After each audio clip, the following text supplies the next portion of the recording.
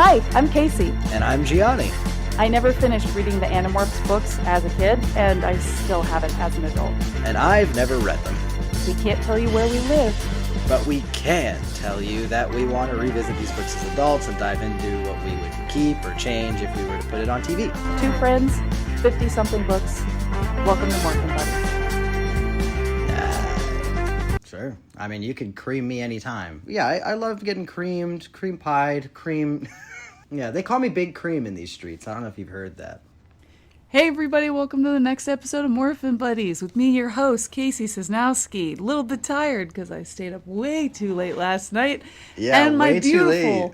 Beautiful, wonderful, effervescent co-host, Mr. Gianni DeMaia. Oh my gosh, effervescent. Stop it. You're flattering me far too much. No, you stayed up to a normal person's bedtime. I'm so proud of you. Oh my God. Last night was Halloween, and because I've been so sad recently, I decided, hey, let's go have some fun. Let's go watch a Rocky Horror Shadowcast in Brooklyn. And it was super, super fun. I only had 2 drinks of white wine, and I enjoyed myself and had a really good time. And then I left. I think the event ended at around 11:30, and then I got home, and then I was just kind of up, just hanging out like, hey, I'm still awake. And then I looked at the time, and it's 1:30, and I was like, fuck, I need to go to sleep. Whoa. Just perusing on Reddit too much, just having too good a time, you know what I mean? Crazy. Yeah. I took my Halloween was great as well. I was reading a book and took my little Ambien, and then I was watching Black Rabbit, and then I fell asleep at about 1:30. Nice. It's just really good for me. There you go. It was perfect. Do you do weird things on Ambien, or are you okay? No. It's funny. I was actually really concerned about it when I first got Ambien, because I suffer from a bit of insomnia, and so my psychiatrist was like, "Hey, why are you still dealing with that? You know, Aww. maybe you should try this." And so then I was like, "Okay," but then I was like texting all my friends right before the first time I took it, and I said, "I'm scared, guys. You know, if I end up sending you something or I call you or anything, like, it's not me, you know, just tell me to go back to bed." It's not me. Nothing happened. Great. Nothing happened. It was the most benign, like, I just faded blissfully into sleep. It's what you want melatonin to feel like. It was so lovely. Yeah. Melatonin, I always wake up in the middle of the night after taking a melatonin. And then I'm like, I'm much more awake than what I was.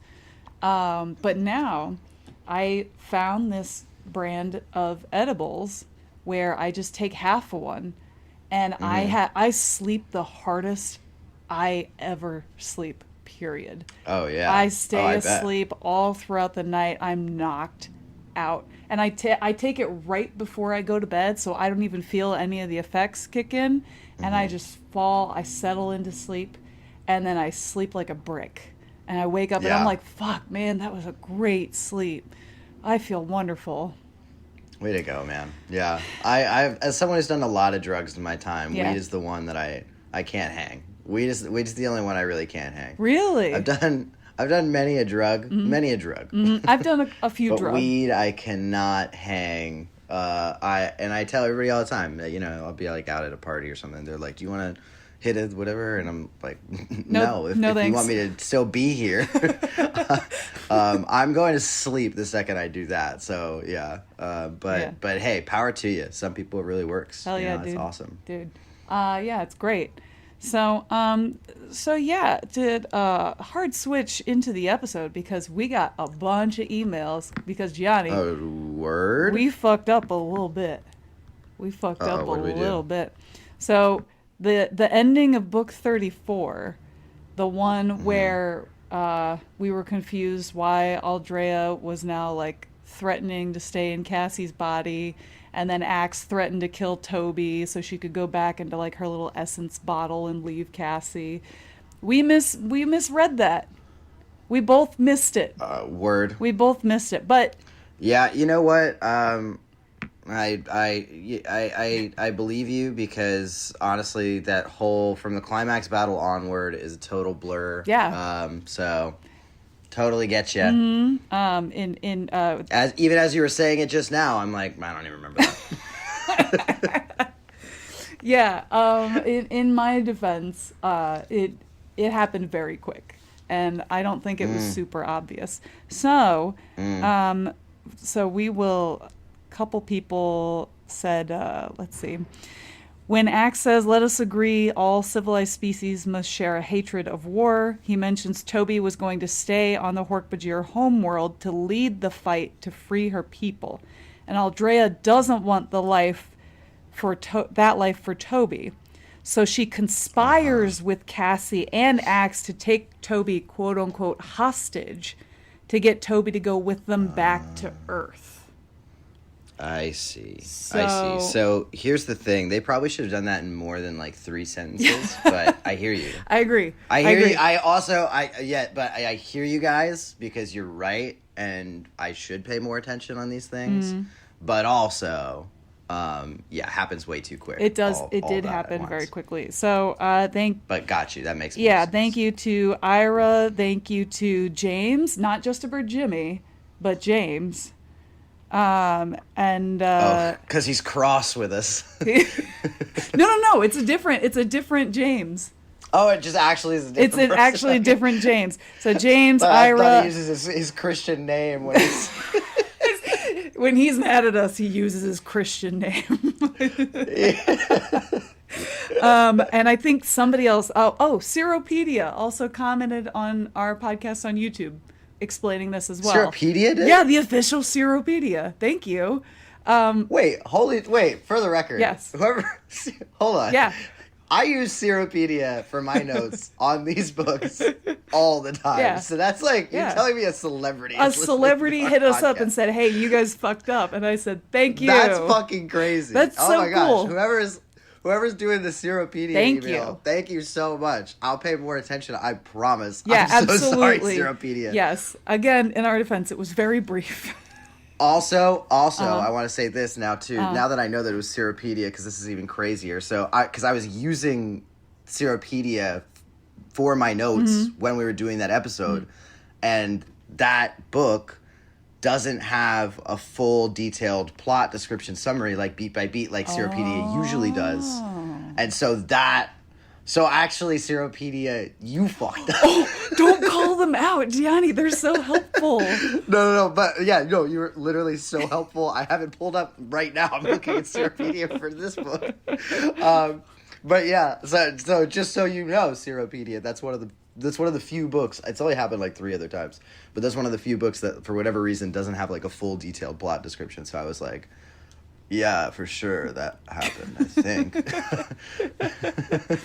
Yeah, so that was pretty cool. Then we got a couple other emails. One is from our good buddy Ryan, Science Boy Ryan. And Ryan said, this time, I'm not writing about an episode, but instead wondering if you could help me with something. Okay. November 18th is the 40th anniversary of Calvin and Hobbes, and my friend and I are doing a year-long celebratory podcast aptly named the Calvin and Hobbes Celebration Cast. If you're willing, would you mind plugging it for us? First episode releases November 18th. I would be grateful. Thanks. Ryan, consider that promise kept. Absolutely. Go check out Ryan's podcast. Wait, what's it called It again? is called One more time? the Calvin and Hobbes Celebration Cast. So if you're a big fan of Calvin and Hobbes, I'm writing it down. And Celebration Cast. Celebration. Do you need to spell it? You got it. No, I think I got that one. So if you guys are a fan of Calvin and Hobbes, if you're a fan of our best science boy Ryan, go give it a listen. I'm going to give it a listen. I'm actually excited 100%. to listen to him. I don't think I've read a single Calvin and Hobbes. Guess what? I'm their day dot. Oh my God. I'm their day dot. Johnny, you're missing out. You read so much. Calvin and Hobbes is wonderful. I'm sure. I'm going to find out how wonderful on November 18th.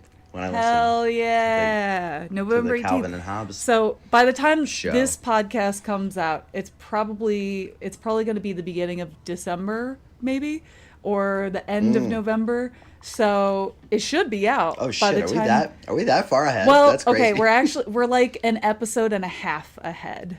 So, and we Word. release bi-weekly. So it'll probably be about the end of November by the time this releases. So go give Ryan a support, give him a listen, send him a little comment, Yeah. give him a little kiss with consent on his... Rate him 5 stars on whatever platform that you listen to your podcast on all the platforms. Mm-hmm. And, that would be great. And, 100%. okay, so the next one is something that our Just a Bird Jimmy sent us, and my guy, he put in the subject line, as requested, Snapple fact. So Gianni, yeah, I'm sending you a screenshot now of the Snapple fact that he sent me, and I want you to read it out loud to the group. Gianni has not seen this yet, so. Oh yeah. So can't wait. Okay. This will be very exciting. There it goes. Okay, now it's sent. All right. I will let you know. Yes, absolutely. Soon as I get it in this inbox. Waiting for the picture to come to my inbox. This is a good one, though. I like this Snapple fact. I think you're going to be You texted to me, right? Yeah. Really impressed with the Snapple fact. Really That's impressed right. with the Snapple fact. Really impressed with the Snapple fact. And it still hasn't come through to my phone. What the heck? Why not? What the heck is going on? It said it sent. Maybe we should wait for you to get it and move on. And then once you get it, then you can read it out loud. I'll interrupt us. I'll interrupt us as soon as my phone decides to work. Interruption, as it were. A Snapple eruption. I like that. I like it. Write it down. Put it in the books. Okay. So then, Just a Bird Jimmy also wrote to us an incredible story that I knew nothing about. So, before I read it, let me grab my water real quick because it's all the way on the window. So far away. So far away. So far away. So far away. I'm slightly parched. We have all these emails to read. We have so many emails. Oh, and I partied so hard last night. Wow. So I had 2 wines. I had 2 wines. They were $12 each. But it was a nice Sauv Blanc. You know what I mean? Some would even say, it's astounding. You know what I mean? Some would say, time is fleeting. So, Just a Bird Jimmy says, Dear Morphin Buds, who wrote Animorphs? ? Did you say Catherine Applegate? Guess again, it was a team effort between her and her husband, Michael Grant. But did you know why the series was only credited to Catherine? Would you believe me if I told you that at the time, Michael Grant was a fugitive from justice? ?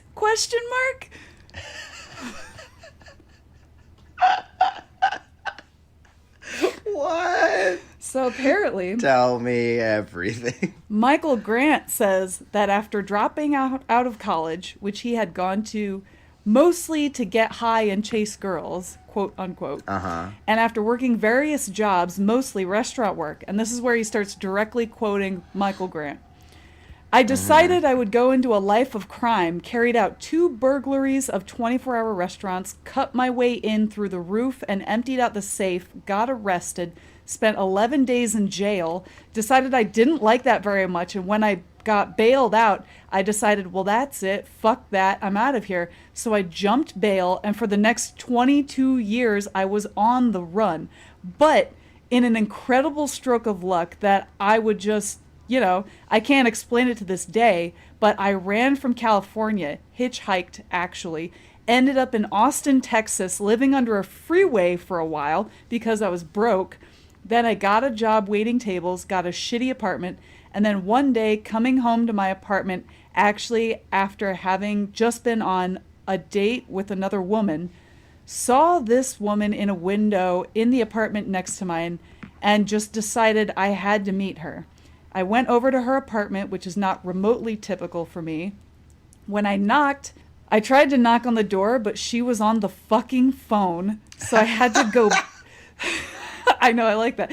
So I had to go back to my apartment and sit there and stew for a while, think about it, and back down the stairs and then up her stairs, and she's still on the phone. This goes on 4 times. Finally, I knocked on the door, borrowed a can opener. Long story short, asked her out for a beer. She, like an idiot, said sure, and we had a nice talk and kissed. And the next day we moved in together, and we've been together for 44 years, and that was Catherine. Of course. That's wild. That is crazy. That is insane. That is so crazy. And that's wild. And then Just a Bird Jimmy chimes in and says, "Aw, how sweet. Romance, smooches, and he's not a fugitive anymore thanks to Animorphs." And then he continues on, quoting Michael Grant, "Animorphs was a hit, and suddenly our lives did this dramatic, spine-snapping turn where 1 minute we're poor, and then the next minute we've got checks for $1 million. You know, no idea how to respond to this. We moved to Chicago. I used some of the money." This is toward the end of Animorphs, actually. "We felt secure enough at that point to reach out to lawyers. Very different justice systems in this country for people with money, especially white people with money. So I got everything dismissed. The whole thing went away. And suddenly I was legal. I went down to the Mercedes dealership because I hadn't been able to drive for 22 years and bought a big, brand new black Mercedes S500 and drove that around feeling pretty smug for a while." And then Jimmy chimes in and says, "Moral of the story, crime doesn't pay, but Animorphs does, and Animorphs can pay for crimes." Just a bird, Jimmy. Holy shit, dude, that's fucking crazy. rocks. That's amazing. That's so Holy insane. shit. Talk about using your white privilege. Wow. That's crazy. I don't even know where to begin on this. That is the wildest. Yeah. That I'm like stunned. That's such a crazy story. You know, you hate to see other people living your dream, you know? And that is mine. Oh, my hottie wife and I write books together, but I can't put my name on them because I'm on the run, and that's... And they're gonna find me? That's so insane. Also, I feel like I could say this, and because I was told recently that, and this is no discredit to the LGBTQ community, but I was told recently that I move like a lesbian in relationships because I... You move in within a month of knowing them? That's my goal, right? That's my goal. I wear this as a badge of pride, but point being... that guy moves like a lesbian, and I love that for him, dude. I love that. Holy shit, that's amazing. I'm wow, living my dream. I got the picture, by the way. Should I open it? Oh yes, open up the Snapple fact. Here we go, folks. Okay. Snapple fact that Jimmy the bird sent us. Fact 933. It says pee is stored in the balls.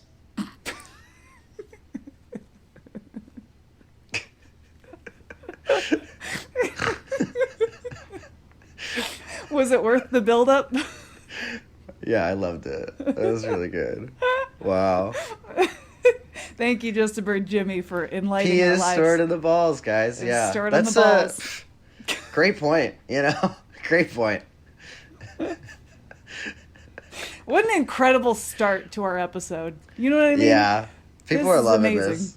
This is what amazing. they come for. They don't care about the book. They care about this. This is good because the last episode we had was a little bit sad, and this is like a 180 turn, exactly what we need right now going into the holiday season. This is what they wanted.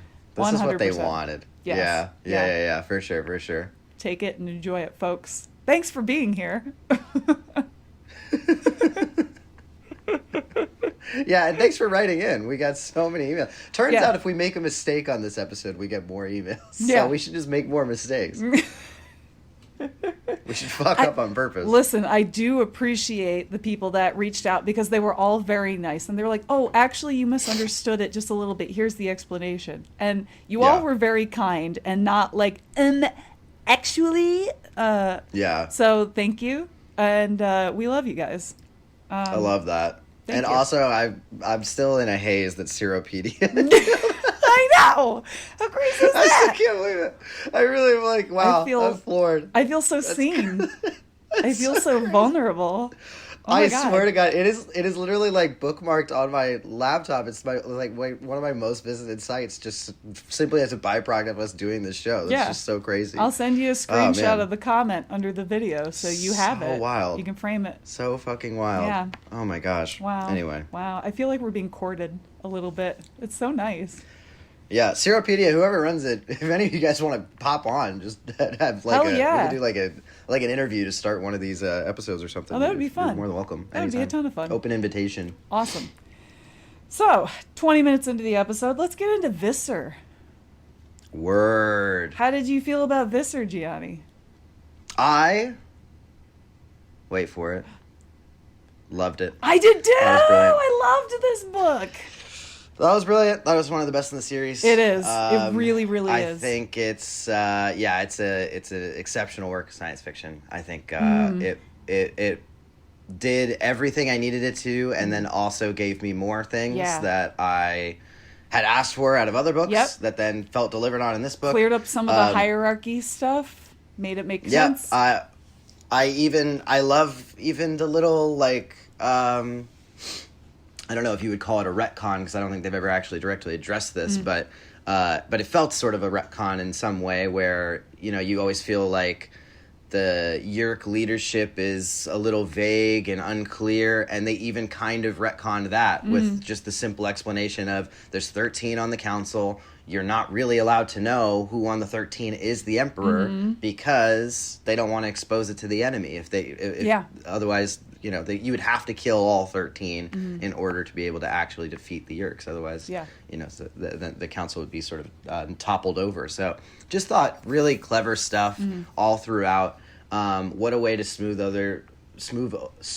over a lot of minor gripes that we've had with the Yeerks throughout the series.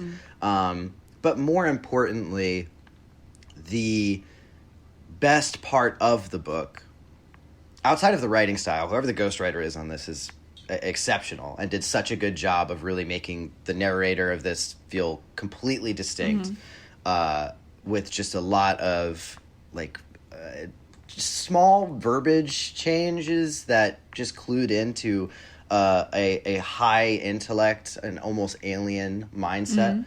But apart from that, it really is just the protagonists themselves. Is it Edris? But I can't remember the name, code or whatever. But Visser 1, for all intents and purposes, is finally leaning into this morally gray antagonist that I feel like you and I have been wanting from this series. Yes. The series keeps teasing us with these types of characters, but never feels like it really goes there. Never feels like it really lets them be evil while also having some sort of moral obligation or fluidity on one side or the other. Yeah. And this finally has a character that is able to see and appreciate goodness in humanity and still decide to be self-interested, still decide against the grain of what is obviously impressive to them, this idea or concept of love, still decide to rebuke that for thematic purposes that make this book so special. This is just like everything you would want, I think, out of a science fiction book in terms of tackling those grandiose themes, in terms of really cementing a lot of different ideals for the series moving forward. I think if I have criticisms of the book, it really is that I don't love the things that the Animorphs do in this book, but we could talk about that when we get to more of the plot. And I don't super love the like literal final beats of it. I don't think that they're a strong enough button, and I think we could have found something a little bit more concrete or a little bit more gut punching, especially as it pertains to the series moving forward. But those are really my only gripes. I think this is one of the best in the series. I haven't ranked it yet. I was going to rank it after we talked it out, but this will definitely be in my top 5 somewhere. So we'll have to see where it lands. But what did you think? Well, I do want to say I do think this one is not ghostwritten. I do think Catherine actually wrote this one. Catherine and Michael. Got it. Wow. So I mean, I think I could be wrong. Whoever Again, did this it. could be a mistake, but I do think she wrote the side story ones, the like offshoots, and I see. To me that makes sense in my head because if she wants to what's the right word? Describe and get more into like the lore of the universe, I feel like she would be the one that needs to set those things in place for other ghostwriters to build upon instead of having a ghostwriter build on that, if that makes sense. Yeah. So I absolutely loved this book. I loved the suspense in this book, the anticipation. There's several reveals in this book where I was just like, oh my God. Oh my God. And it didn't feel like a soap opera or like overly melodramatic. It felt like a real character story. And I love the depth of Visser one. I really do. She is just such a complex and interesting character, especially now after this book. And just, I thought this was perfect place to put this book in the series. It's a little bit of a break from our gang, but it's also just a nice deep dive into like, well, how does all this work? How does this hierarchy work? How does this Council of 13 operate? Like, and the brutality of the Council of 13, and it just feels like as a Yeerk, their politics, everyone's constantly suspicious of each other, which is so interesting to see. Everyone's kind of out for themselves while they play this like, oh, this is our society and this is how we operate. When in reality, they're all out for themselves. So it was a really interesting look. It was really a wonderful story that I absolutely loved. It was heartfelt. It was also brutal at times. And I loved it. I loved it. Every time while I was reading this book, I could not put it down. I couldn't stop scrolling as I was reading it. Yeah. And I loved it. I absolutely loved it. So high praise. Yeah. I mean, not much more I could say than that. Yeah, I think if I'm going to have like another minor gripe, it's the same thing I've been saying throughout the whole series, is that they keep introducing some sort of like science fiction technology that I think makes things a little bit more complicated when you look at the grand scope and totality of these things. I don't think it's very difficult to weed out the civil warring factions of Yeerks if we could literally go into their heads and just see their memories, or logs of what that whole like side story within this is. But that's, again, minor gripes at the end of the day. I think that, showcasing this in the way that they did, even just structurally, just the conceit and framework around this whole story being regaled to us through a trial sets the stakes in such an interesting way. Even the back and forth that Idris is having internally with Marco's mom, I think are like really interesting conversations. They never overdo it, which I think is really impressive, because I was constantly expecting to be like, oh, here it is again. She's dissenting against the opinion of her Nazi overlord. Who knew? But they choose to do it at very poignant and specific moments. Yeah, and it felt realistic. It did, yeah. It felt like someone who had been bludgeoned into submission by this thing for so long, but still was finding the energy in pockets to fight back. Yeah. And that, I think, was so impressive. Yeah. This was just really, really excellent. There was even a part where Marco's mom was feeling empathetic towards Edris. And even Edris comments, like, I could feel her empathy, and I don't...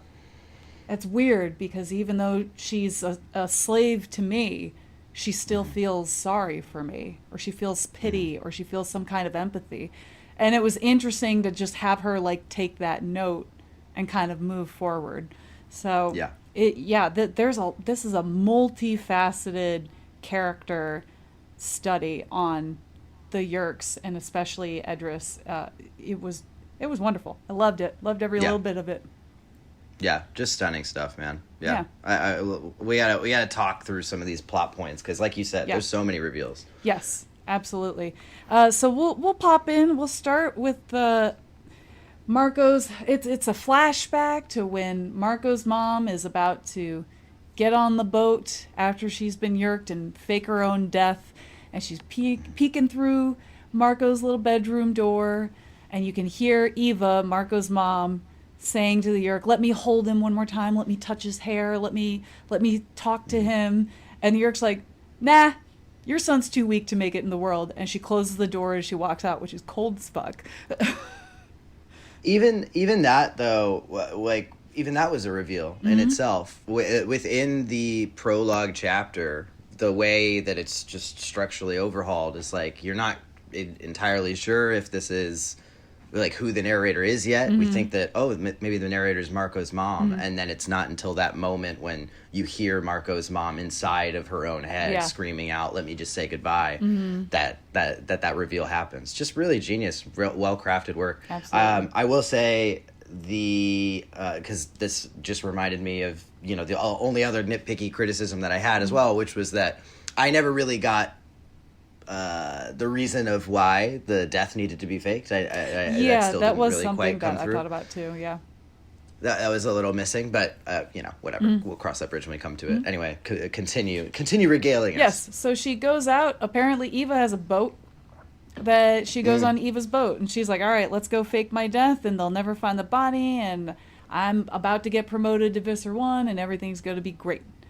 And so she goes out, and then the book cuts into her trial in front of the Council of 13. So this is everything that we've read up to. And Visser 1 is in front of the Council of 13, and she accuses... Visser 3 is also there. Can't wait to see her downfall. And she accuses Visser 3 of being a traitor. Now, this was the one part of the book where I did get a little bit confused at the beginning, because I'm like, okay, well, she's saying he's a traitor. He's saying she's a traitor. Where is all this information coming from? What do they have that they can use against each other? And then the book kind of goes into it, which is nice. Yeah, I think it was the concept, at least to me, and how I interpret it. This aspect, this sort of infighting within the trial itself, I interpreted it as it's not so much the concrete evidence; it's more so like sowing doubt within the council that Visser 3 should be. Because if you, as ends up being evident later, if Visser 3 is incapable of sort of moving forward with their operation, then who else takes up that mantle, right? And I think that the only real juggling act that it seems like the council has to sort of work within is it Visser 1 or is it Visser 3 that leads this charge? These two diametrically opposed entities that want the same goal, which is, of course, conquering Earth and the Earth species, but they have very different means and practices for going about that. And so I think that it's really just sowing discord. It's not necessarily to say that Visser 3 needs to be executed or something to that extent. Obviously, if that were to happen, I'm sure Visser 1 would be thrilled, but it's more so to be like, you can't trust him, so you got to keep me in charge, because who else is going to lead this mission, right? So that was just kind of my interpretation of this sort of As I kept reading into the book, I was like, oh, okay, now I understand, because Visser 1 does start talking about this is the game that we have to play, and she does go into detail about we have to sow these seeds of doubt so they stick with me and not him. And also worth noting, Visser 1's body wildly disfigured, fucked up, describes having fallen off the cliff and burned and scarred in that fight on top of that mountain, which we remember from, was it The Reunion? Book The Reunion. And she's also been tortured in prison, starved of Kandrona rays. She has several broken bones that they have not set properly, so she's just all kinds of fucked up. Barely recognizable. So then she starts telling her story of like, this is how I started, and they kind of cut to her beginning where she started out in a Hork-Bajir body, and she was sub-Visser 409, and her job is to find millions of viable hosts for the Yeerks. And there are different classes, but ultimately they want class 5, which is, there's a lot of them, they're easy to infest, they don't fight back that well, and they have proper use of like arms, legs, sight, sound, speech, all that stuff. Essentially exactly what humans are. So she is training new recruits. She ends up killing one just as kind of like a show for the others because he didn't answer her properly. That's just one of their favorite things to do. Yeah. Yeah. Yeah, It's just kill off dissidents. No, it's important to note though, she just saves kills the body Yeerk. and then demands that it get put back in the pool, Yeah. which I thought was interesting. Yeah, I thought that was cool too. So yeah, she demands someone pick up the Yeerk out of the dead host body and take it to the Yeerk pool. They'll find a different host. They don't really care about sacrificing Geds because they're dumb creatures, supposedly, based on what we've been told. And then apparently there's some kind of report that they found something called humans, which is a class 5 species, and Visser 1 is told that there are billions of them. Yeah. And she's so like, worth what? noting, they describe in this sort of teaching scene as she's like training these recruits and whatnot, but they describe their different class distinctions for species. Yeah. Obviously the Yeerks, in order to survive, are going to eventually need a species to take over, and they have billions of Yeerks and not enough species that they can inhabit their brains, right? So they need a species that's going to be able to be subjugated. But the different class distinctions are essentially denoting, I guess for lack of a better term, it's a couple of different classifications, but really it's like intelligence and survivability, things of that nature, right?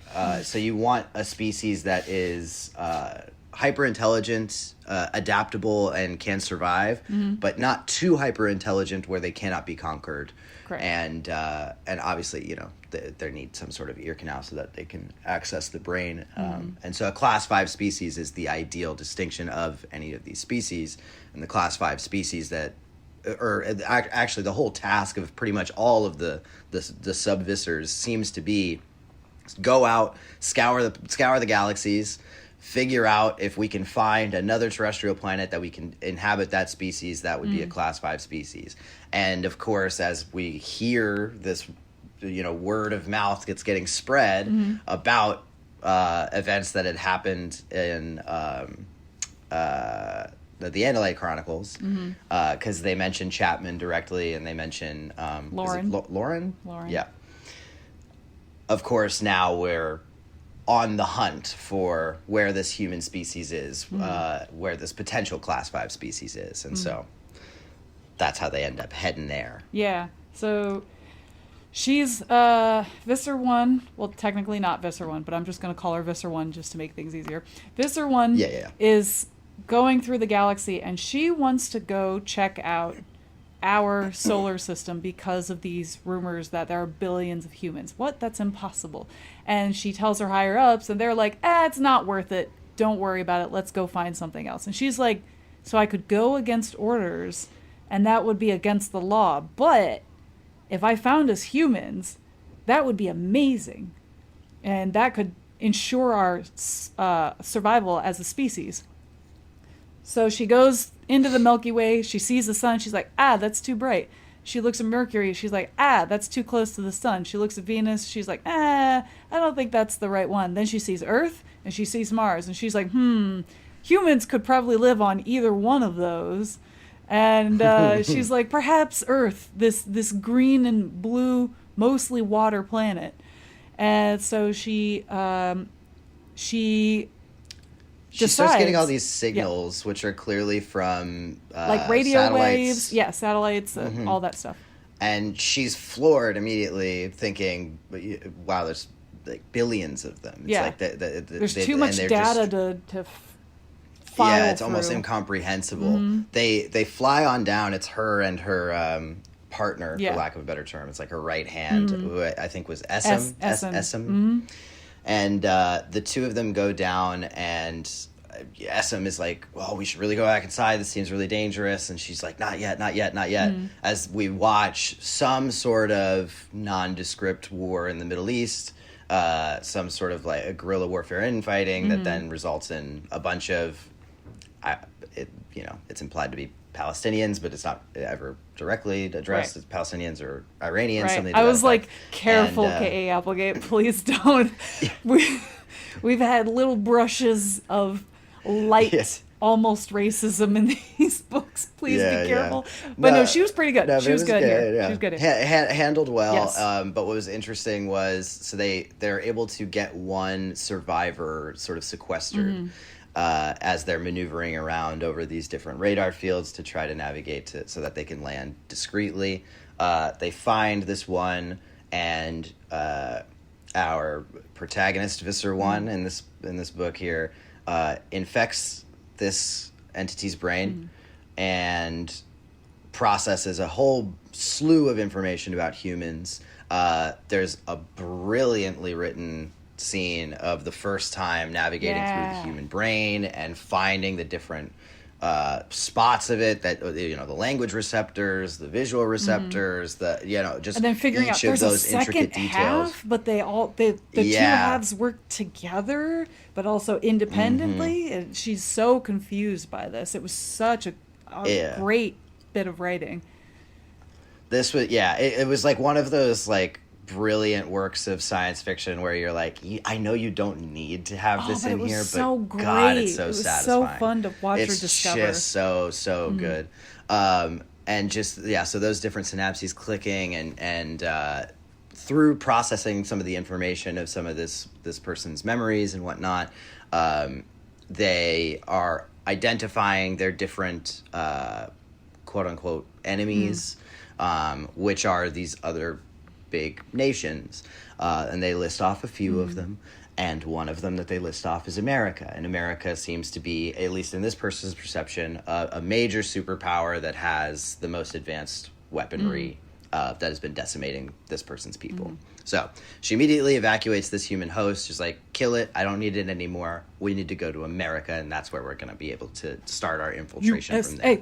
And so finally we got some real American propaganda in these books. That's right. You know what We I'm are the center of the universe. Don't let anybody tell you anything different. Oh yeah. So we end up going to Hollywood, of all places. The sign shining like a beacon. Yes. So I do want to put a pause here because the book does cut back really quickly back to the court. Let me see. Where is it? Is this when they take a break? And Yeah. Visser 3 and Visser 1 have that interesting conversation? I think so. The councils are saying, hey, we want to take a look at your memories. And Visser 3 is like, yeah, you should look at her memories because she's probably lying. And Visser 1's like, I'll do it if Visser 3 does it. And Visser 3's like, maybe. And then, let me see. Oh, I did write in my notes. I wrote, they never confirm that Earth is round. But then they do. She's hedging her bets. Well, then they say it's a sphere, and then I was like, all right, thank you. I'm glad it's not a flat Earth. That would be really funny. Let me see. Okay, yeah. So, it could have been on the back of a turtle, Could Stephen King it? It could absolutely be on the back of a turtle. Who knows? Why not? So then the court's like, let's take an hour-long break, and we'll figure it out. And Visser, so this is where Visser 3 and Visser 1 have a conversation, where Visser 3 kind of offers a partnership of sorts. Yeah.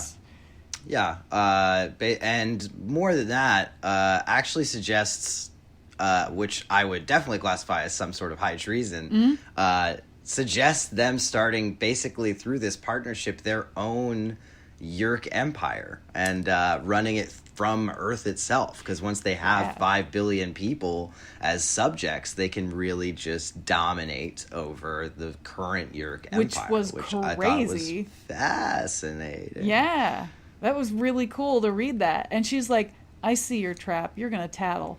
And he's like, nuh-uh. And she's like, I don't accept. Go fuck yourself.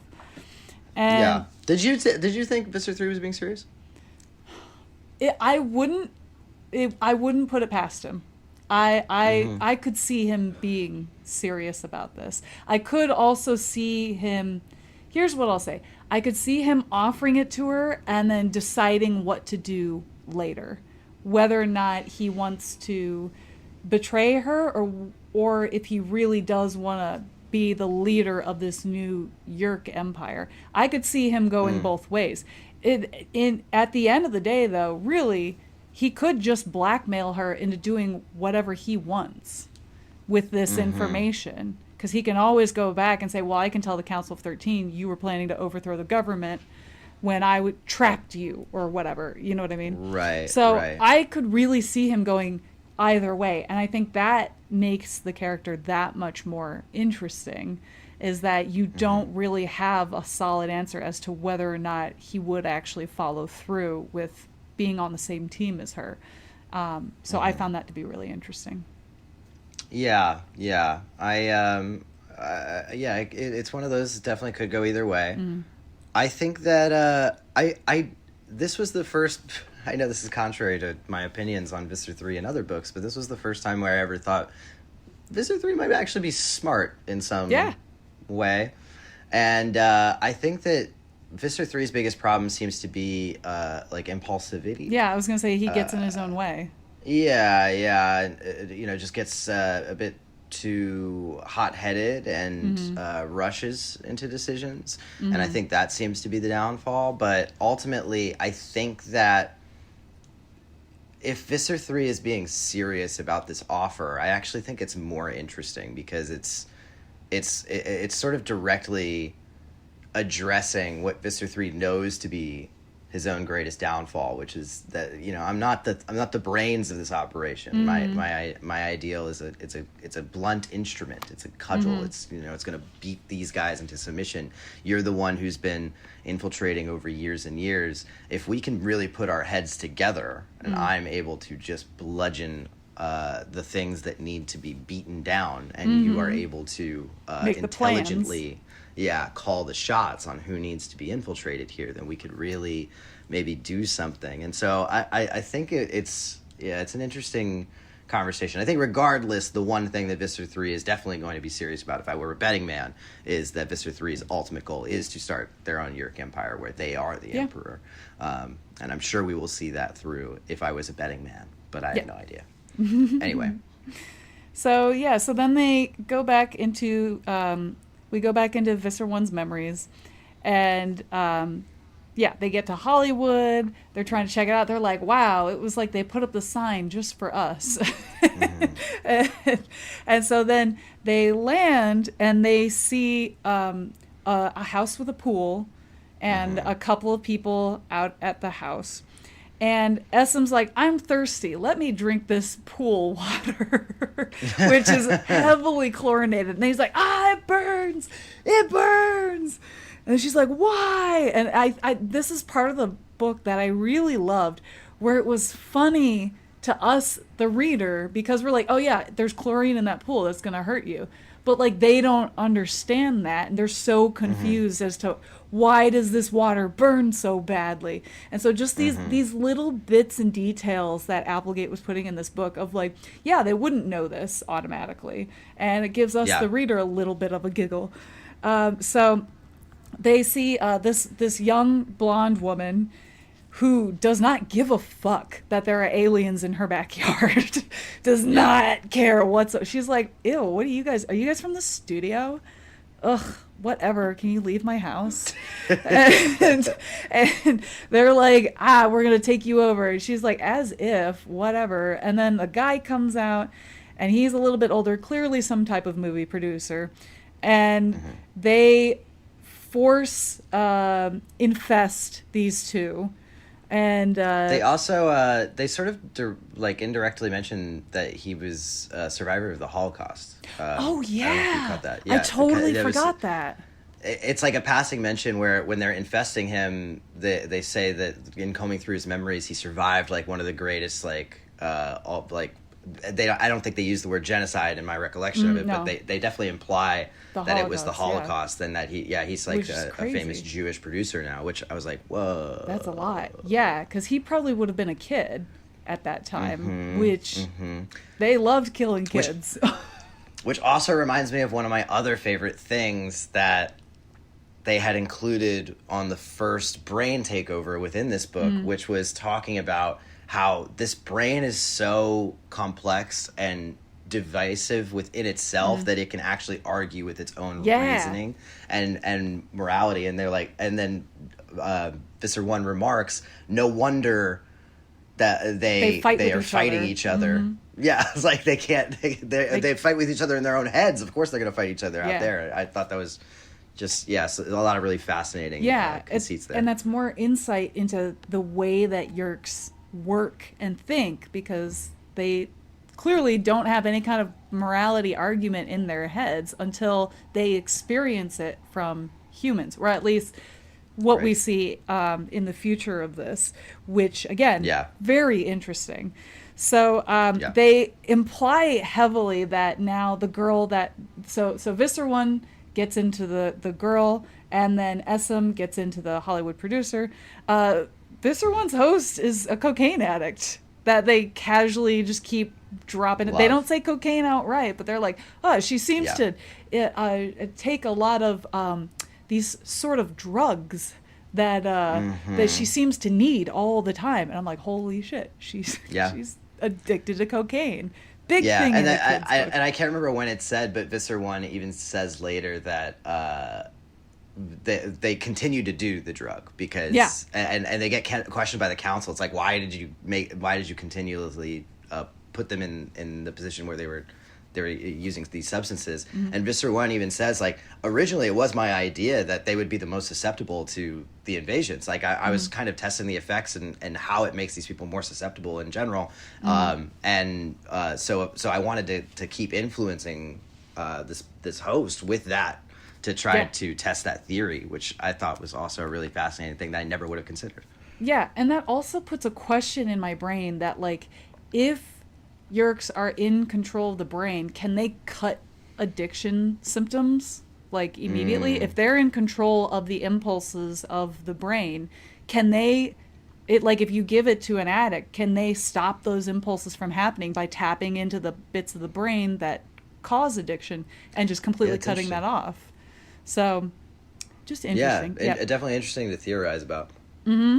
So, anyway, Visser 1 is like, these humans, they're weak, but they have a few strengths. So that's really interesting.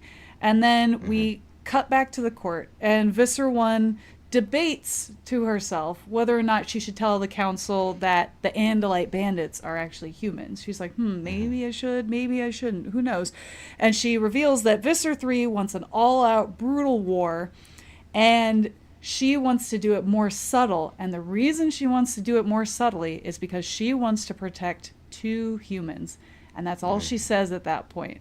And I was like, 2 humans? Well, Marco, maybe? And somebody else? Who else could it be? But she doesn't reveal any more. So, before they continue in her trial, suddenly, a bear bursts in. Roar! We got a tiger and we got a bear, and they come in. They're roaring around the court. Roar! XD. There's also 2 Hork-Bajir. So, of course, Visser 1 immediately is like, 4 bandits. There's at least 6, and these don't seem very organized. She even remarks that the tiger and the bear turn on each other at some point. And they look Visser 3 cuts the head off. They look like they haven't eaten in a bit, and Visser 3 is like, "Oh, I'll save you," and so he cuts the tiger, cuts the bear, cuts the Hork-Bajir. They're all dead. And he's like, "Ha! I single-handedly defeated all the Andalite bandits." Yeah. And Visser 1's like, oh, this is bullshit. This was a dumb plan. And also the council's onto it immediately. One of the council guys is like, wow, very aptly timed. Yeah. Oh, by the way. But they keep going anyway. We should say the Council of 13 is there in hologram form because they don't show up in person out of protection for themselves. Which I was like, great use of holograms. Great. Yeah. And Visser 1 recognizes like one of them in a sort of sense of, I guess, like silhouette, because it seems like they're disguised. They're hooded. In what they actually look like. Yeah. But the only way Visser 1 recognizes one of them is because one of them was Visser 1's mentor. Yes. Is really all of the backstory we get about that. But yeah, all the other ones, we have no idea their identity. Yes, exactly. So the Council 13 are clearly suspicious about this being real. Visser 1 knows it's all bullshit. Visser 3 is like, haha. And he's, again, playing a little game. And the fact that everybody knows that this isn't real, but they're still playing along, is so interesting. And God, what a mindfuck what a horrible way to live your life. Yeah. So then they say Visser 1 has a 14-month memory gap from when she landed on Earth and the next time she contacts the Yeerks. And they're like, we need to investigate this. Yeah, we need to investigate. What's this 14 months about? And it's funny because one of them says, oh, yeah, it's 2 years. I'm like, that's not 2 years. Actually, Close. Close. Try a year and 2 months, but all right. So then Visser 3 is like, I have a witness. And they're like, all right, bring in your witness. Bring him in. And Visser 1's like, who is this street crazy person Visser 3 brings in? He brings in a human who's disheveled, skinny, and Visser 1 is like, oh yeah, he would be like a quote unquote, as the book says, crazy homeless person, crazy drug addict.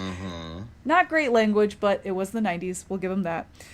So she just essentially says this would be someone living on the street that people would not pay attention to and would not listen to because he sounds crazy. And the crazy person says that his friends call him Spacey, and he he says he recognizes what Andalites are and what Hork-Bajir are. So clearly he's been infested by a Yeerk previously. And Spacey says, I had a Yeerk in my head named Essem. And Visser 1's like... Where have we heard that name before? Visser 1's like, oh shit, I recognize his eyes, because he makes eye contact with her and she recognizes the human's eyes. And Spacey says, oh yeah, me and Essem, we were bestest buds, we loved each other, and we were in love with a Yeerk that the host body was a woman named Allison, and we had children, we had twins. And everyone's like, oh, Visser 1 was Allison and the twins are hers and those are the two people she wants to protect? And this was the point where I was at work and I couldn't gasp as loud as I wanted to because I was at work. So did you do a quiet gasp? I did. I went like... and I looked around to see if anyone else was just as shocked as I was. They were all busy doing their jobs. Weird how that works. Weird how that works. Strange that no one else could feel my shock. So then Spacey reveals that his real name is actually Hildy, which is a horrible name for a guy. Is that terrible for me to say? I would prefer Spacey, honestly. I would prefer Spacey also. I always thought Hildy was a girl's name. Yeah. But I could be wrong. It could be a different culture. What do I know? I'm just a dumb girl in New York. You know what I mean? So, yeah. Anyway, so Hildy is the father of Visser 1's twin children. And so Visser 1 goes back into her memories. And she's remembering being this drug addict girl, becoming friends with Allison and thinking, oh, Allison is a really smart human being. She likes science. She likes discovering and investigating things. I'd like to be in her brain instead because she seems way smarter. And so she jumps in the pool and they're like, ha, pool party, splash, splash. Let's pretend to drown each other. And she pulls Allison under the water and holds her down there and sticks her ear next to Allison's ear. And so the Yeerk swims between the two bodies and then gets into Allison's body. And she freezes up Allison, so she's essentially paralyzed. So she starts controlling the body, and then she actually drowns the girl that she was originally in. Yeah, I wish that they expounded on this a little bit more, just because a little bit. It was like, it's like, you can't really just get away with like, oh, we were just play fighting. It's like, that was... You drowned that girl, dude. Yeah, in a public pool party. Yeah, I wish there had been some kind of, conversation with Allison beforehand where she just casually drops, oh, actually, I can't swim.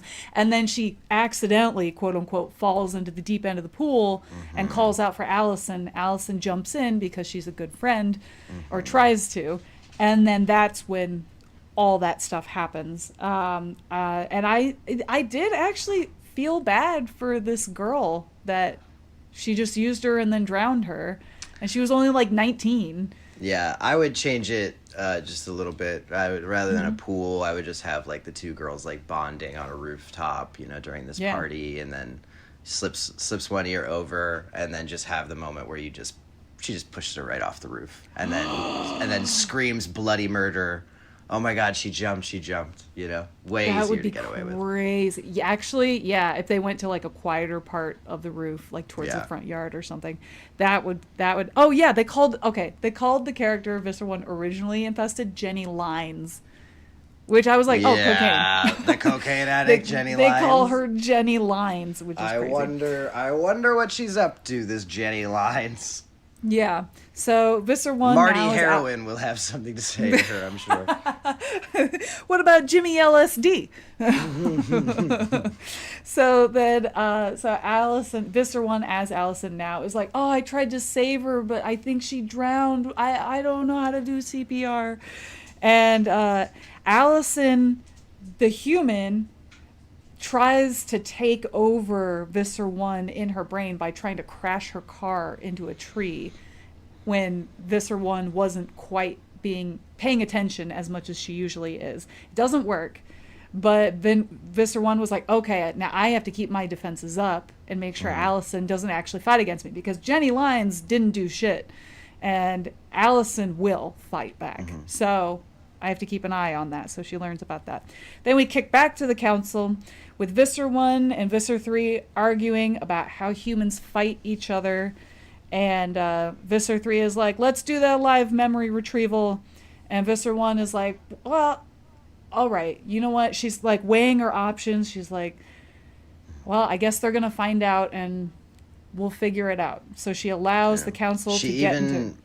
She remarks to Eva inside her head, it's like, this is basically what it feels like to get taken over. And Eva's like, yeah, serves you right. Yeah, no shit. Like, yeah. It's like, duh. And Eva... this is what I've been dealing with. Yeah, and Eva actually encourages her a little bit. And she's like, just let him do it. Because Visser 3 is trying to trap you. It's going to make you look like a liar. And he's going to, again, sowing those seeds of distrust where they're not going to listen to you. Visser 1's like, I hate to admit it, but I think you're right. So, all right, let's do the live memory retrieval. So then one council member named Garoff, who I believe is implied to be her mentor Yes. from before. But yeah, that seems to be the character that she recognizes. But so he joins her in her memories. And it's like that trope when you, in time travel movies where you see them go back in time and it's the person there watching the memory the whole time. That's kind of how Garoff is. He's sitting in the background watching these memories as they happen. And he sees Visser 1 and Essam falling in love with each other in their human hosts, which is actually kind of sweet and nice. Visser 1 explains that basically the idea of them having children was actually something from Allison as a means to say, in order to fully understand humanity, you have to fully understand the scope with which we appreciate this concept of love. And the familial bonds. They both sort of give into it, Edris and Essam, just because they're, just curious about learning the different machinations of how humans work and function, but it obviously becomes very real for them as well. And so it's this weird, fucked up situation where the two of them are parents within two bodies, two vessels that are parents, to now twins that they give birth to. And they also, I know that Visser 1 mentions that she feels her human host is also attracted to Essam's human host. So it's kind of like they're all falling in love with each other, which is wild. Yeah. And Garoff asks, he's like, well, what happened with the twins? Like, where did they go? And Visser 1's like, oh, I gave them to a different family. And so the memory ends and they take another break where Visser 1's like, I need to go eat, I need to use the bathroom, like this human body needs sustenance. And they're like, all right, we can do that. So she goes to the cafeteria and she sees a woman talking on a cell phone. And she's like, I could use that. And so she, quote unquote, bumps this woman as they're leaving. She's like, oh, how clumsy. My bones. And the woman drops her cell phone and Visser 1 slyly picks it up, like sticks it in her sleeve, and she goes to the bathroom. And while she's in the bathroom, she calls Marco. Yeah, and so we get the full rest of the conversation that we end the cliffhanger of the last book on now plays out. It's also worth noting that one of the things that Ava and Visser 1 keep debating about is whether or not Visser 1 is going to use her sort of... She's got like a joker up her sleeve, essentially, which is that she knows that the Andalite bandits aren't all Andalites. Yes. She knows that Marco and probably or presumably his friends somehow have the ability to use this morphing technology. We know that from the reunion. And so the debate really is, if you say this, then it gives the opportunity for Visser 3 to have a win and could still result in the, treason, et cetera, et cetera. Or it could potentially save her life, because if she reveals it, then maybe perhaps she has, sort of probable cause to keep leading the charge on this. She can be like pardoned for her crimes for revealing this information. Yeah. But it's really Ava who gives her the motivation to call Marco, because it's like, that if bringing in the real Andalite bandits would be the way to convince them that Visser 3 is shady, because Visser 3 just staged this whole thing where he defeated the Andalite bandits at this big trial, and it would immediately ruin all the credibility and could put you back in favor. And so this phone call happens, and Marco sort of in his usual jokey maneuvering way navigates through this conversation, doesn't really commit to anything, but then at the end talks directly to his mother and says, he's like, "Mom, I know you can hear me in there. I'm going to do the best I can, but just basically sit tight." And so then that's how that conversation ends. Then they go back to the trial room. Yeah. And they get back into her memories. So Visser 1 tells the Yeerk Empire, "Hey, I found a class 5 species." And this is back after she's had the twins and she's talking to the council. And she gets back to Essam, and Essam says, "Hey, I would rather die than keep this human as a prisoner." He's like, I don't want to do this anymore. I'm worried about our twins. And he even says, we have to find a better way than this. So the Yeerk is understanding that, like, this isn't right. And I love these kids, and my human host loves these kids, and to infest them at such a young age, this isn't right. And we shouldn't be taking over humans like this. We have to. And the brilliance of the moral complexity is that, Edris hears this and understands where he's coming from, but also insists on being selfish instead, and says that the 2 children matter for sure, but accuses Essam of being an addict as well, but an addict to humanity. Yeah, which was a really great line. You got addicted to humans, which was great line. I love that line. So. So then Visser 1 leaves Allison's head and enters a different host. And Essam decides to leave with human Allison. And this is what we're told thus far. So he and Allison leave together. And so Visser 1 is just now in a different human body. It was some, like, was it a Hollywood producer with like 3 names? I thought it was a real estate guy. It was like Lawrence something. Yeah, I think you're right. I think it might have been a real estate guy. It should be in here somewhere. I don't think I wrote it down. I didn't write it down either. But she enters somebody maybe else. Seropedia has it. Yeah, exactly. Seropedia, what's up? Now that we're buddies. So then we cut back to the council, and Visser 1 and Visser 3 are arguing in front of them. Visser 3 is like, we have to go all in and throw all our weapons at them. There's no way they'll be able to defend themselves, so we could just kill them all and overtake the rest that are surviving. And Visser 1 is like, hey, you sound like a Helmicron, you fucking loser. And he's like, how dare you? And she's like, no, I think we should be more subtle. And we've been infesting people really well thus far. And we can keep doing it this way, and there's going to be less resistance, less deaths, and it's going to be easier for us. And so this is kind of like the big argument they have between each other. And then Visser 3 is like, hey, I got another witness for you. And Visser 1's like, oh? And Visser 3 says, take a look at this kid, Darwin. Yeah. And Visser 1 is fucked up. She takes a look at one of her twins, her son, who's like, what, 8 years old? I think they said he's about 8. Yeah, that sounds right to me.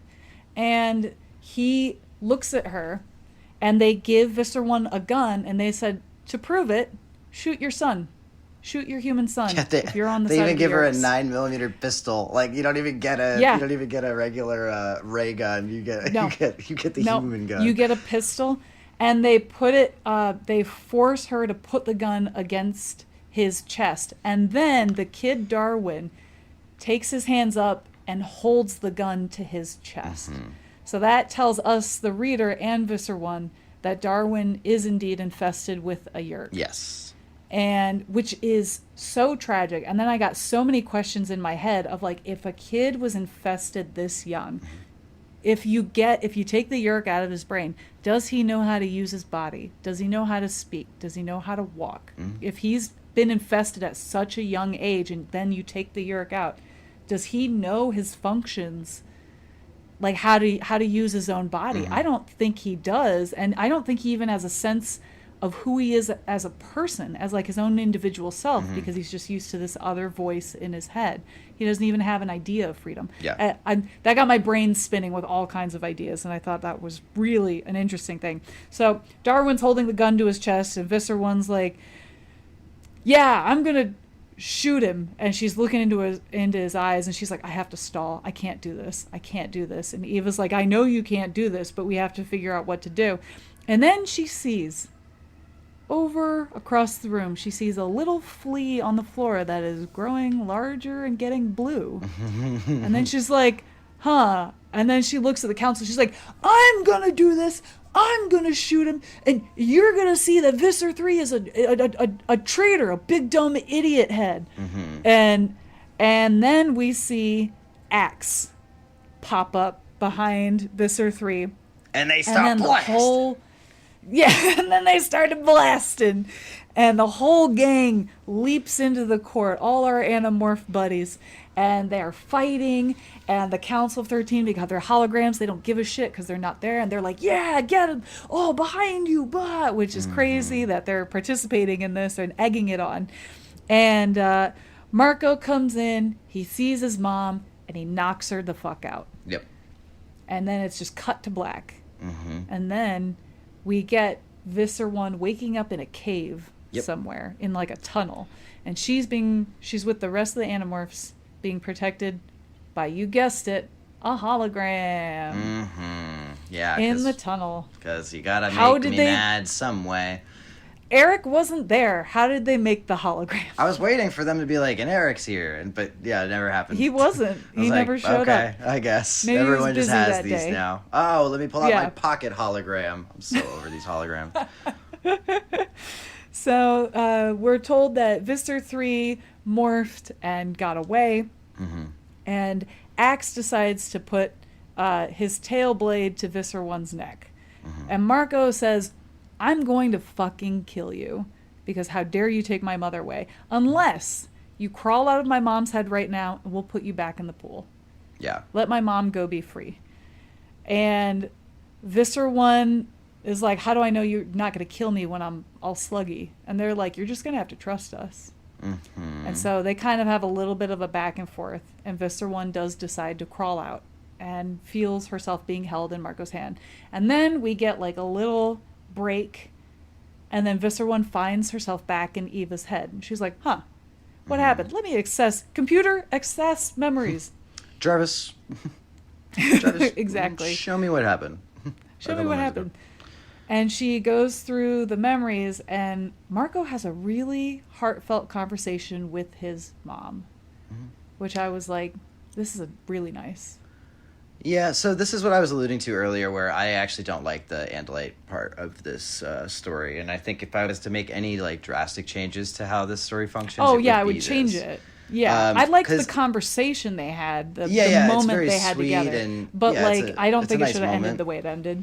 I agree, but yeah, it's a nice moment, but I don't think that there's any. I don't think that there's enough excuse to let Visser 1 stay in that body. No, I don't think so either. I just, it just seems a moot point. Sure, Visser 3 could potentially now start the full-scale onslaught over the human population, and sure, Visser 1 is the only one standing in his way, but I don't think that the host, particularly Marco's mom, who really has no pull over anything, especially now being horribly disfigured and beaten, is even the appropriate host. If anything, the only thing that Visser 1 should really be worried about is just that obviously Marco's mom goes and you know, starts to ruin their invasion plans or what have you. But that should already be a concern when you have these 6 Andalite bandits running about, theoretically infiltrating into society and telling them about this infiltration, right? I would also say that it brings into question a number of other issues, which I'm shocked that the council doesn't just directly address these primary concerns, because yes, it's probably too much to have Visser 3 go into a full-scale onslaught on the world population, but it also clearly isn't working for infiltration if we're having people that are constantly being exposed and let go into society with the information that the Yeerk invasion exists. So ultimately, there's just not enough reason to allow Visser 1 back into his mother, nor is there enough reason for Visser 1 to feel comfortable in letting them go at all. I think what would have been really interesting is if we had Eva beg Marco to put Visser 1 back in her head and says, I need her. I've had her for so long and we're starting to work together. I think I can reach her. And I don't feel right without her in my head anymore. If she had, like, if there had been something like that, I think would have made the story a lot more interesting, where she's asking Marco, please let me have her back. I don't remember what it's like to be fully human anymore, or I don't feel like safe as a regular person anymore. Just some kind of like trauma, Stockholm syndrome response. And I think that would have fucked up Marco a lot, actually. Sure. And I think it would have given better reason to put it back in her head. I disagree about like saying I need her, like put her back, but I would be interested in, like, do you remember when Alaran was like, just kill me? Yeah. I wish it was like that. It's like, oh, my mom is like functionally suicidal, she's just gonna try to kill herself. That could have been very interesting. And it's like, oh my god, the only way to save my mother is to actually just keep this Yeerk in her head. I think that is, I think getting to the same point of what you're getting at, and but also has that traumatic pull or weight. If she had been begging Marco to kill her instead, that would have been so upsetting. And Marco's like, you're my mom, and she's just like, I don't care, I don't want to live anymore. I can't do this. I can't do this anymore. Ugh. Because that also makes more sense with what happens at the very end, because again, I was saying that I didn't like the very like sort of last beats of this book, and part of the reason is because when they suspend sorry, I was jumping ahead a little bit, but when they suspend the sentencing on Visser 3 and Visser 1, Eva's crying out within their own head saying, no, kill her, and then like is able to actually speak, like uses like that last bit of energy to actually reclaim their own like language, for lack of a better term, right? And if that is your goal, right, then the way this functions doesn't make any sense. If the goal is to like, no, kill Visser 1, then this part where you're convincing Marco, no, like Visser 1 has to stay alive, doesn't make any sense anymore. I that sounds great. I like that idea way better. And it's also, Marco's like, oh, we recorded this whole conversation, so if you ever try to betray us or if you lie, we're going to reach out to the council. It's like, we don't need that. I don't need this blackmailing from Marco. Stupid. I don't think that suits his character. I don't think that would make sense for him. Stupid. Yeah, I think it's dumb. So I would just completely take that out. But that's essentially what Marco says. He's like, hey, if we're going to reach out to the council if you renege on your deal of us letting you survive and work with us or whatever. I think that's silly. We don't need that. We just need Marco's mom begging to be killed. Yeah. And, but then they have Tiger Jake slash her up because Marco's like, I'm sorry, Mom, but it has to look real. Yeah. And they slash her up, cut her up more. At this poor She's fucking literally body at this just point. Rolled in a barrel of razor wire at this point. She's just fucked up. I just don't know why they would want this body anymore. It's so fucked up, and now it's like, why would they even want it to be in this house? You would think they would take out Visser 3 and put Visser 1 in the Andalite body. Mm-hmm. But not. Or not. just go and get the president. Wasn't that a whole thing? Go get like 10 books ago. Yeah. They were thinking about the president with all the world leaders meeting at a Holiday Inn in Portland, Forks, Washington. Yeah, in Forks, Washington. Yeah, could have just gotten him then. Yeah. But whatever. So, anyway. Yeah. So then Visser 1 gets back into the courtroom and she reveals to us, the audience, that she lied to the council. That she and Essam actually moved into a different house and stole millions of dollars and started up the sharing, which was crazy. They're like, we're using Yeerk technology. We're taking money from a bunch of different corporations and they're not going to know. They can't trace it because of our technology.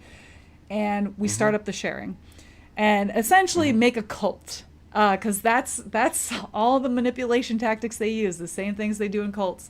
They take desperate people, play on their weaknesses, say, we're the only ones that care about you, and you want this Yeerk in your head, but you can't have it until you prove yourself to us that you want it, and you deserve it. I do think, it takes more than, I don't know, if this is how the sharing is actually, brought about by these millions of dollars, of embezzlement or what have you, then the sharing should be a way bigger deal. It was just when it started, it's just a couple of people who hang out on the beach sometimes. You're like, okay, it's the sharing should have galas at that point. But I mean, look, Scientology started like that. Look where it is now. So they need a few years yet, a few more years. You know. They're just a little slower on the uptake. Got to build your way. Exactly. But then she said the rest of the story she told them was true. And so then Visser 1 reveals to the council that she found Essam starving of Kandrona rays at a hospital with their kids. And the kids were very sick. And she decided to go and see Essam because he was being starved out. And she asks, they meet in a stairwell in the hospital, and he's like, why are you here? You shouldn't be here. And he's like, don't hurt the kids. He's like, I'm dying. Please do not hurt the children. Then he lets go of control of the body, and the Yeerk slithers out of his ear, and she picks him up, and she realizes that the Yeerk is dead. Essam is dead. And then Hildy, quote unquote Spacey, starts to wake up and starts freaking out that Visser 1 is there. So Visser 1 decides to lie in wait at the hospital for Allison because she knows Allison is going to need to see the kids. So she just waits and waits and waits, and Allison tries to show up in disguises and pretend to be a doctor, and it doesn't work, and Visser 1 kills her. Just cold-blooded kills her. And doesn't explain how, though, if I recall. I was like, how did you kill her? No. It just kind of glosses over it. Yeah. But maybe, hey, Seropedia, if you're remembering something that I don't, if they talk about the killing weapon, let us know. Hit us up, baby. But yeah, I don't recall it being described. No. So now, I think because I can't remember what happened to Hildy I think people just called him crazy, and he was committed. Yeah, he just went insane. Yeah, and so she was like, "This is a non-issue. No one will believe it." I guess. Yeah. Which also feels odd if you're gonna kill Allison, but like leave him. But whatever. Yeah. But now the twins are essentially orphaned, and yeah, they're put in the foster system, and exactly. And she watches them off. Yeah. So then the council, we cut back to the council. And then they said, well, Visser 3 and Visser 1, we're both going to condemn you to death. However, your sentences will be suspended. And they're like, oh, what? And they say, Visser 3, if you can conquer Earth, we'll let you live. And you won't be killed. And Visser 1, you have to go to this other planet world, the Anati? I don't know how to pronounce it. Anati. Anati world. Your guess is as good as mine. This other galaxy, and you have to focus on the Yeerk invasion there and kind of pick yourself back up. You have to redeem yourself. And if you can do that... Pretty sure this is the first we've ever heard of this planet. Yeah, I've never heard of this before. They're like, if you can do that, you've redeemed yourself, and you will also not be killed. And she's like, okay. So then the council convenes, and their holograms go away. And Visser 1 and Visser 3 are like, can't believe we kind of got out of that, huh? And Visser 3 is like, yeah, crazy. And Visser 1's like, there's something about these Andalite bandits that I think you should know. And he's like, oh, really? And she's like, nah, just kidding. Just kidding. Gotcha. Just joshing you. And it ends. That. And I was like, I didn't love that. But the rest of the book before, excellent. Didn't love that, but I do like that she hints that she knows something about the quote-unquote Andalite bandits that he doesn't, and she decides not to tell him. I do think that that's an interesting little point, but I think it was a little too cutesy. All I would do would just compared to everything they just went through. Just like have them like walking away from each other, and just have Visser 3 just be like, so how'd you get in touch with the Andalite bandits? Yeah. And then Visser 1 to just be like, I don't know what you're talking about. A wry smile walking away. Or she's like, what Andalite bandits? Yeah, because it's also like emphasis on the Andalite. Because it's also a full circle too, especially if there's like a wry smile with it. Because very early on in the book, she describes how she's kind of lost the ability to have like a lot of like facial movements for her emotions. Yeah, she's a little unable to emote these days. So I think very, very, very fascinating if we do full circle on that. But yeah. Otherwise, besides those little bits, I loved it. I would keep as much in this as I possibly could. Just changing those little nitpicky bits. Changing that scene in the tunnel so that she wants to die. And keeping the rest of it intact. This was such a good story. It was so exciting. I love this story.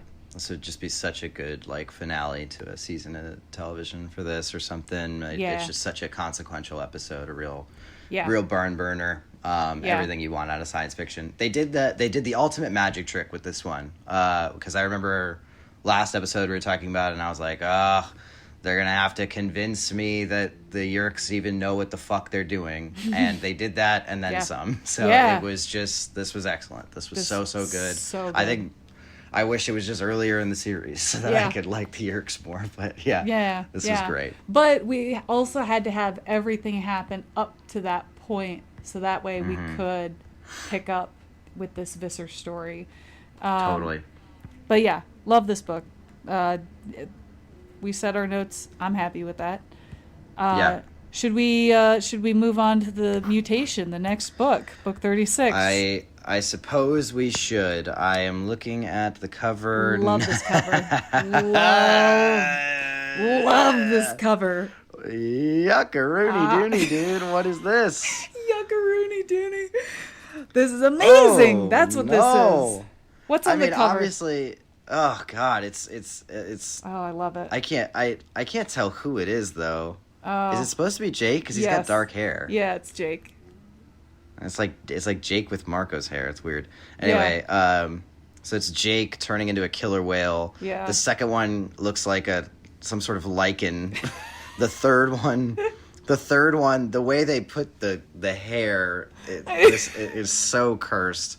But the fourth one, if you That's really the zoom in on the worst fourth one. one, it's like a dog's face with a killer whale's body. It's just horrifying. Oh my god! Oh, you see the back fins on the fourth one? They're not connected yet. Ugh, this is a disaster. Oh, I love this. Oh, I love this so much. Ugh. God bless the person who made these covers and whoever thought of the idea of these covers. They're so iconic. Ugh. Yeah, David Mattingly. Yeah, you Love did it. You sure did it. What's the tagline on the mutation there? It says, "You won't even get the chance to change your mind." Oh my God, another mind changing. I can't wait. My favorite things. Good. So what do you... Okay. Good. So what do you think the mutation's about, Mr. Gianni? I hope it's not another disease. I feel like we've just dealt with so many of those at this point. The disease is mutating, and now they're turning into animals they've never turned into before. The mutation. So, I will read you the plot. I will say this. Just me glancing at the plot, I sort of remember that this was a storyline. However, this might be a trash book, Gianni. This might be terrible. Okay, that's good. I mean, we like those just as much as we like the good ones. All right, here we go. Visser 3 is still trying to find a way to reach the Pemelite ship. You remember the Pemelites? Which one was the Pemelite? Those are the ones that made the Chi. Okay, yeah. Okay. Yeah, the cheese daddies, inventors that all died. Right. Yeah. Right. Okay. Yeah. The ship that was hidden thousands of feet below the ocean surface, a ship containing technology so advanced that is superior to anything even the Andalites have built. Remember, this is where we met the Drode, I believe? Yes. This is the same ship, I think. That's the same ship? Okay. I think so, in the Mariana Trench. And this time, the Visser plans to find the ship. Oh, maybe I'm wrong. So he can use the power to complete Earth's invasion. So he wants to use the advanced technology to force a quicker invasion. Likely thing for him to do. Jake, the other Animorphs, and Axe acquire additional deep-sea morphs in order to stop the Visser's plan. But while trying to destroy the Yeerk ship, the kids make a startling discovery. An underwater civilization. Here we fucking go, dude. Okay. Who lives there now? Have the kids discovered Atlantis? You're or kidding is it just a trap? You're actually joking. I'm not. That's what it says. Gianni, we could discover Atlantis. We could find the secrets. Oh. Which is actually very appropriate because I just completed the Atlantis storyline in Assassin's Creed Odyssey again. Oh, so, yeah. Timely. Classic. Perfect. Classic. I know everything there is to know about Atlantis. Yeah, you're an expert. 100%. Wonderful. Wonderful. Can't wait. Thrilled. I hope the Helmicrons all live there. Oh my god. It'd be great. It would be great. That's where they came from. That's why they can't find it, because it's too tiny. Oh my god. Gianni, that makes so much sense. And then I do see Seropedia, just a heads up, it says plot summary. It just says to be added. Is it because... they did it again! Is it because sons of bitches. This book is not very good and it's not worth a summer? I have to go back to the other ones that they don't really have a plot summary for, but yeah, it might have only been for the stankers. No, it's... I think there's some of them, yeah, I think they just are working on it or something, or I don't know. Probably. As we get deeper into the series, maybe it will happen more frequently. Yeah, exactly. But it's all good. But yeah, I'm super excited for this. I hope it's trash. I just want it to be awful. I want it to be god awful. Yeah. So, yeah. We're overdue. We are overdue for a really bad book. And we had just this gold just laid before us that we just read. So looking forward to just a quick 180. So if you enjoyed this book, if you had any insights about complex character themes, if you want to ask us any questions or just chat it up, what's up? You can email us at morphinbuddies@gmail.com. That's morphinbuddies at GMAIL. .com. Great. And love that. We'll see you there. Love it. Love it. Yeah, send us all the things that we messed up. Yes. And if you want to come on the show, you can send in a voice memo on email as well. Why not? Hey, why not? We would like that. We'd like a guest on the show. Yeah, pop in. That'd be fun. Pop in with your little voice. We'll play them. Yeah. So thanks for listening, and we hope you appreciated this episode, and we will see you in the mutation in our next episode of Morphin Buddies. Bye.